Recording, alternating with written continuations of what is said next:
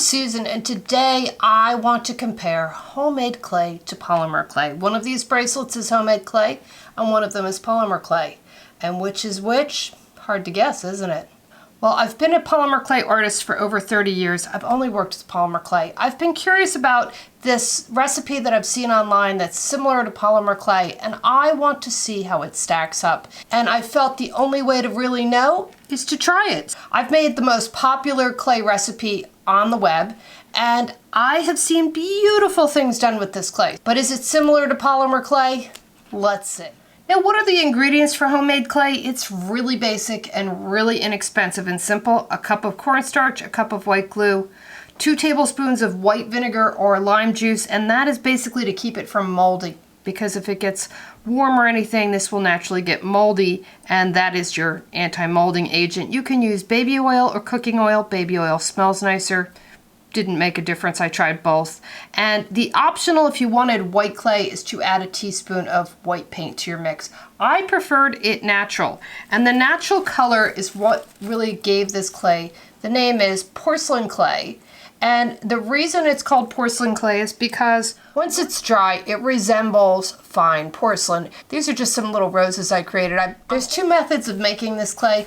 One is the microwave, which you just put it in and stir it every 30 seconds. I found that to be the easiest one. You can also do it on the stove top if you're really strong, because once it thickens up, it's really hard to stir something this thick in a pan or a pot. I found the microwave was much easier. Now, the one plus to this clay is if you have arthritis, I had to make 2 batches because, quite honestly, it felt like heaven kneading this with my hands and the warmth of it. If nothing else, it was worth it just for that. I may make this just for Christmas ornaments because it felt so wonderful. Now, you have to store this in saran wrap. I put all my little colors in these little different pieces. Because this is air dry, you must keep it covered all the time when you're using it.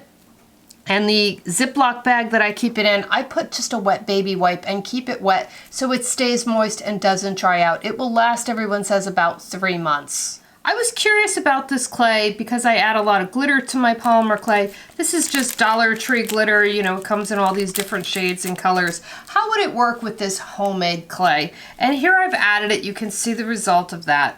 Can't really tell. Here's what I got when I added the glitter to the clay. It gives it a nice shine, very interesting.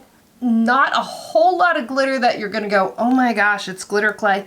No, but it gave a really nice texture and it's very usable. And to give you a better idea, here is a piece that I created just using clear glitter in the porcelain clay. And it's actually quite pretty. Now, the back side I did not varnish. I only varnished the front side because I wanted you to see the difference. The varnish just brings the glitter out a little bit nicer, so it's a little bit more sparkly on the varnish side. It's a little flatter because it's a matte finish on the back, but you can still see the glitter in it when I turn it, just like you can see on the front. You can take your clay. I have not put any white paint in it, so this is just the clear porcelain clay. I've got a little glitter stuck on there from my finger, but that's fine. I'm just going to break a piece apart, and how you know this clay is perfect is you can see that it comes to peaks when you break it. Now all I'm going to do is squish it out some. Here's some glitter I have from the Dollar Tree. And I like to add a lot of glitter. I really like my clay to be sparkly. And so I may add, there's the percentage that you want to see how much glitter I add. There's not that much clay and there's a lot of glitter, and I may add a little bit more as we go along. Let me just start mixing it in, and you'll see you can just keep folding it over and folding it over on itself. And where I get it on my table, I can just roll it right into that and pick it up. It is kind of a messy situation, but it's also kind of fun.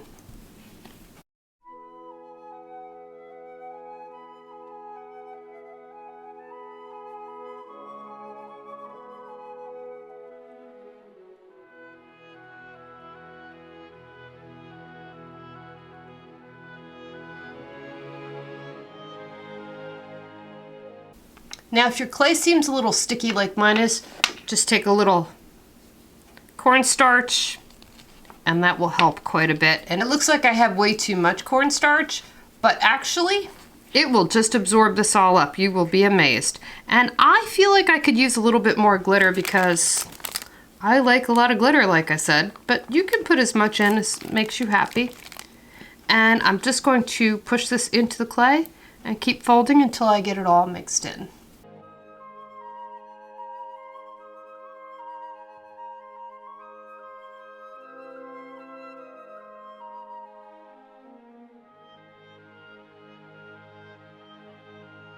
Now the beauty of this clay is you can form it into anything you like. And adding alcohol ink is another way you can tint this clay. It's very simple. You can use Sharpie markers or just the little bottles of alcohol ink.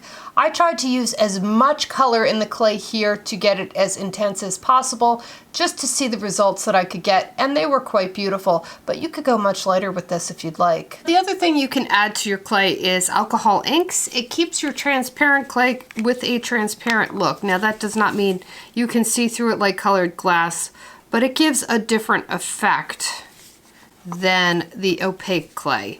And when you mix them together, I'm sure it'll look really interesting. Now, of course, I have a pair of gloves on for this. I also have some cornstarch on the table because the alcohol adds so much liquid to the clay, it has a tendency to make it sticky.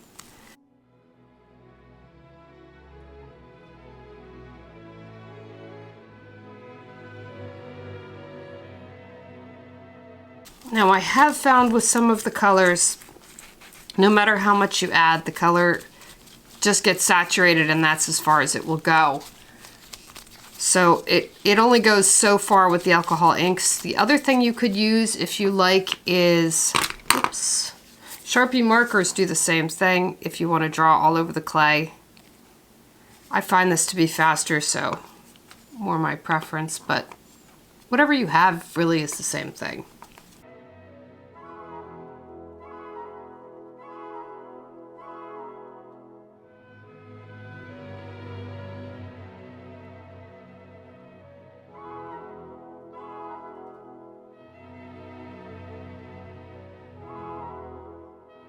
Now if you stop halfway like this, you get this beautiful marble effect that would be very pretty making things.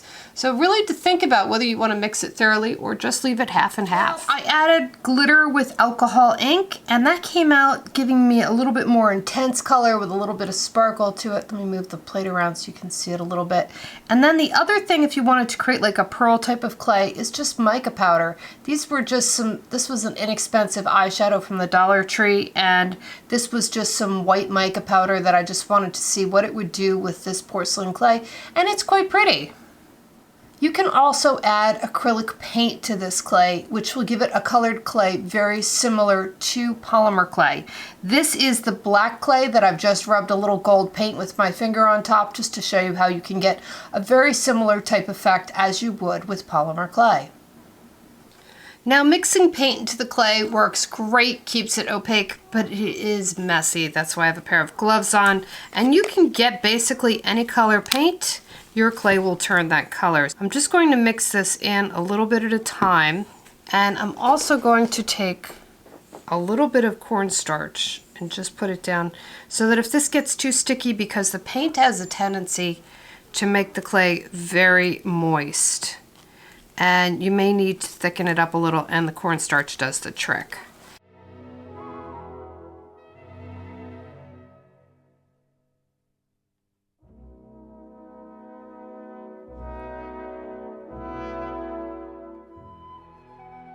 If you like this lighter color pink, you can just stop here. If you want to get it as deep as the color in the bottle, if you want it that deep, you have to keep adding to it and adding to it.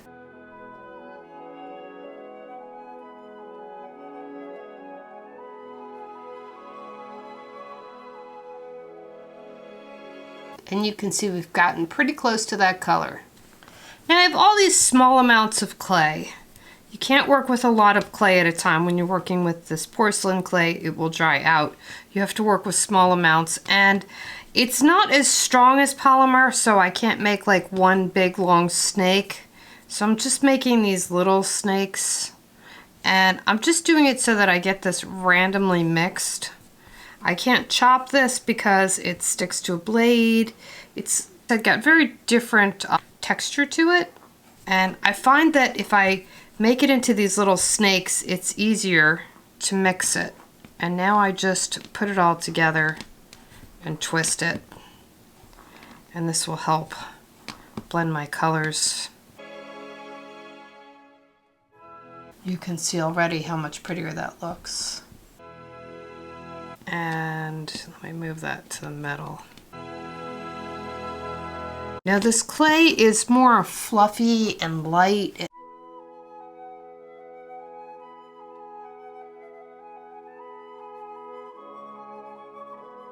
It's not a very cooperative clay. It's not a terrible clay. It just is a different type of a body to it. And so you just have to learn how to handle it differently.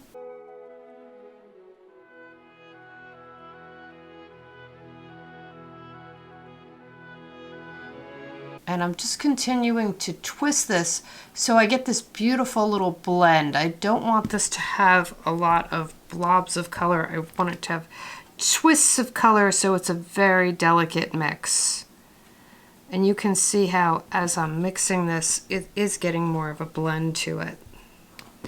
And the other thing you can do is go in different directions, which works better, like I said, with polymer. This is not for sure any similarities to it. So if you're switching from polymer to this clay, you may have a struggle. If you're starting with this clay, you'll be fine.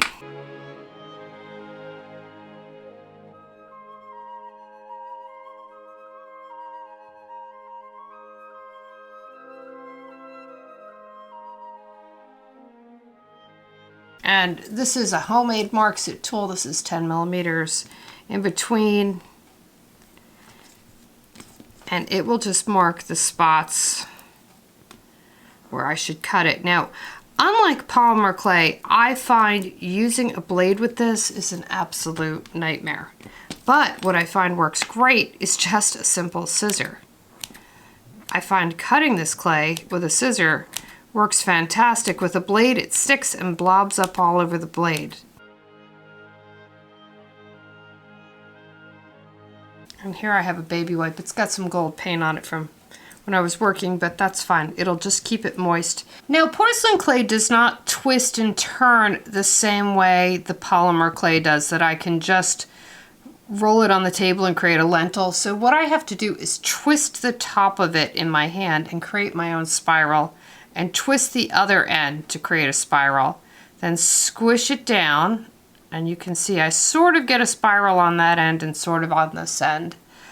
That's about as close as I'm really going to get with this clay. It's still very pretty. And then I just take my needle tool and lay in my little ridges. Now, I cannot skewer this like I can a polymer clay bead. The clay is more like dough, and it will just push out and it will completely distort the bead. But what I can do is wait until this dries and drill a hole in the top after it's dry and sealed. To create my swirl beads or lentil beads with this clay, I have to do something a little different. I have to roll it out into snakes. I normally would chop it up and make it into a neat mix, but this clay reacts differently and you have to work with it differently. That's all. You can get the same styles with it, you just have to work a little differently. Now, you don't need as many tools with this. You can use more homemade tools.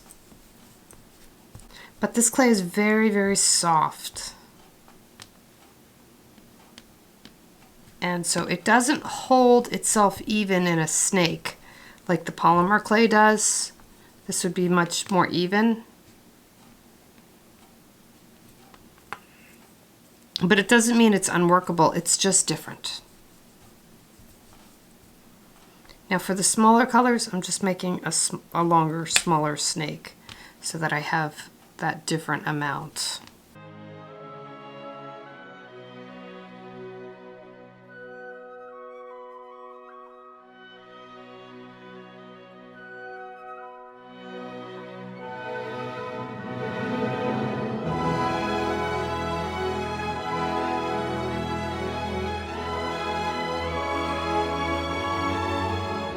Now I'm just squishing this together so I get a nice solid.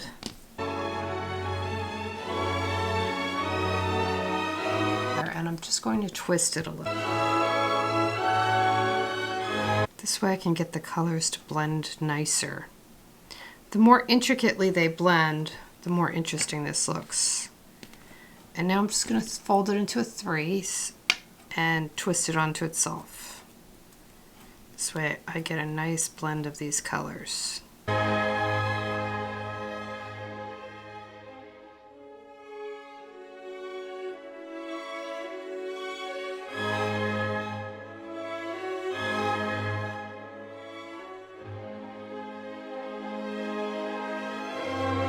Now right here I've got sort of a blob of white, so I'm trying to get a little extra twist in there.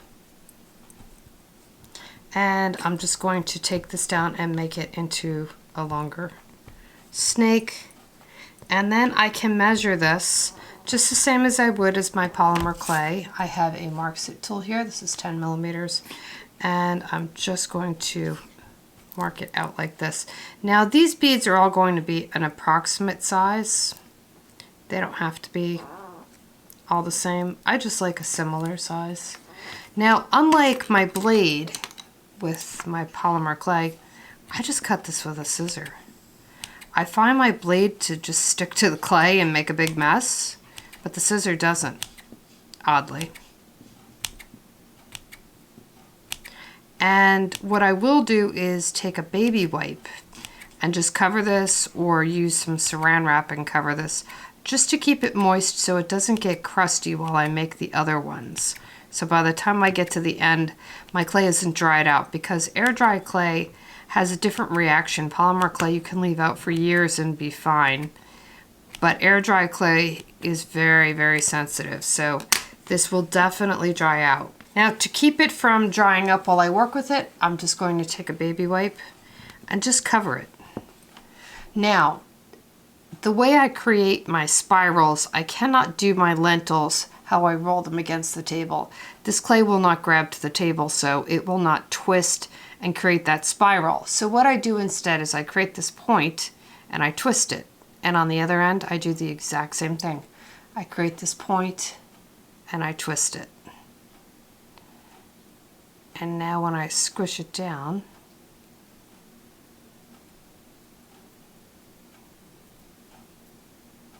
you can see my spiral design. Now to create a flower out of this, I'm just going to take a round tool and put a little indent and pinch it on the outside. So this allows me to create a beautiful little cup flower, a marguerite type flower that you can use for a button, a clasp, a decorative item, whatever. Well, the big question that all of you are watching this video for is, how similar is this stuff to polymer clay? Susan, you're a polymer clay artist. Be honest with us. It's nothing like polymer clay. It does not have the capabilities of caning like polymer clay, but can you do beautiful things with it? Absolutely. If you can't afford polymer clay, this is a beautiful clay. This one is the one, these are the exact beads that we created during the video, and these are the other beads. I want to show you how similar they are to polymer clay.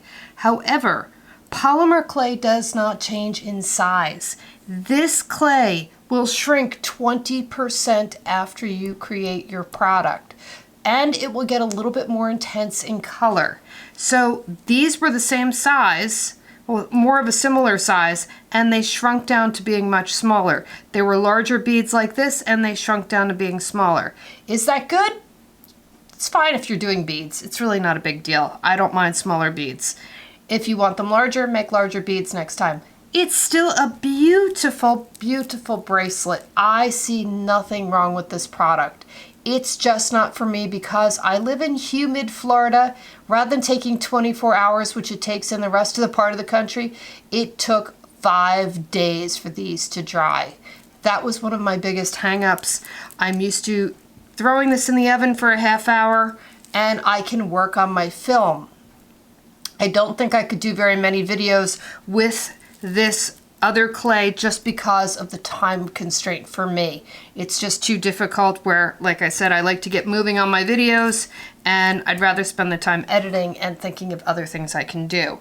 Here are a fabulous pair of earrings. This is just that air dry clay. I just used some floor wax on these and they worked really pretty. They have almost a turquoisey kind of a look to them. Now, the one thing with this clay, unlike polymer clay, the gold leaf will stick to it. But it's a very, very light clay, so if you wanted to make really large cabochon earrings, I like this clay for that because it weighs almost nothing. I don't like really heavy earrings, but I like really big earrings. So these are fabulous for earrings. A wonderful, wonderful clay. So it does have some great qualities to it. Lentil beads. I get a much nicer blend of colors with my lentils. I get a more even shape of lentils with the polymer clay because of the oil and the polymers in it. It blends more intricately and I am able to make these beautiful shapes with it. But is this terrible? Absolutely not. I don't think it's awful. I just am spoiled with the polymer clay that I get a much more intricate mix, and maybe if I'd used more intricate colors, but I get a better swirl with this. I don't know, maybe because I've been using the polymer for 30 years, I'm a little prejudiced. If I played with this more, I might get a better look. It's not terrible. The one problem I do have with this clay is you cannot put the holes in this clay until it is thoroughly dry. It gets very gummy in the middle and it will distort your beads. So it's a little bit harder to work with. I prefer the polymer for that, but if you don't have polymer clay available, this is a really nice alternative. And a pair of earrings I wanted to show you, which this clay is great for earrings. Like I said, if you want big earrings, you can make them as big as possible, and this is light as a feather. And this was just some gold paint on top of some stamped clay. So you can do a lot of similar type of things with this. And this is just a post back earring that I've put on top. So you can see, and I've put some gold leaf on the back. You have to glue the gold leaf down, so you have to take a little Elmer's glue with your finger, but that will work just fine. So you do have alternatives with this, and if you can't afford polymer clay or you don't have it available in your area, it is a really nice and beautiful clay. And my final piece, this is a flower I've created out of clay and some marguerite beads. I've just put it on a crystal chain. So you can create some beautiful jewelry with this. The difference would be, this is a polymer clay one that I've created, and you can see the size difference. It shrunk down substantially, so I don't think it was quite this big when I created it. But just to give you an idea, it shrinks down quite a bit. So go a little larger than you normally would if you're used to working with polymer clay. But I just want to show you holding the flowers up. You can get a very nice comparison. Now this one, I did not put any varnish on. I want to show you how it looks without varnish.